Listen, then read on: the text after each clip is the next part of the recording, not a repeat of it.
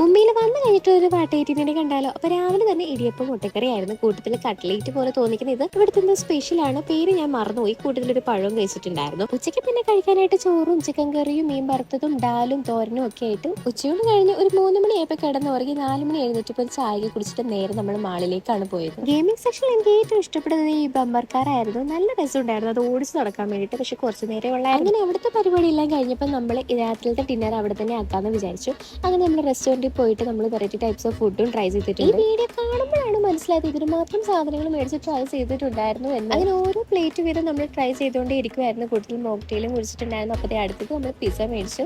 അതെല്ലാം കഴിച്ചു കഴിഞ്ഞപ്പോഴേക്കും നൂഡിൽസും എത്തി. അതിന്റെ അവസാനം ഒടുവിൽ നമ്മൾ ചീസി പാസ്തയും കൂടെ കഴിച്ചിട്ട് നിർത്താമെന്ന് വിചാരിച്ചു. അപ്പോഴാണ് വിചാരിച്ചത് ലാസ്റ്റ് ഒരു മധുരം ആയിക്കാന്ന് വെച്ച് ഡെസേർട്ടും കൂടെ ഓർഡർ ചെയ്തു. അങ്ങനെ നമ്മൾ ലാസ്റ്റ് ഓർഡർ ചെയ്ത സിസ്ലിംഗ് ബ്രൗണിയും കൂടെ എത്തിയിട്ടുണ്ട്. അങ്ങനെ നമ്മുടെ ഇന്നത്തെ ദിവസത്തെ ഒരു വാട്ടേറ്റിനിടെ ഇവിടെ കൂടെ തീർന്നു. ഇനിയും പോയി കിടന്നു പറയാം. ഇനി ഇത്രയേ ഉള്ളൂ. അടുത്തൊരു വീഡിയോ ആയിട്ട് വീണ്ടും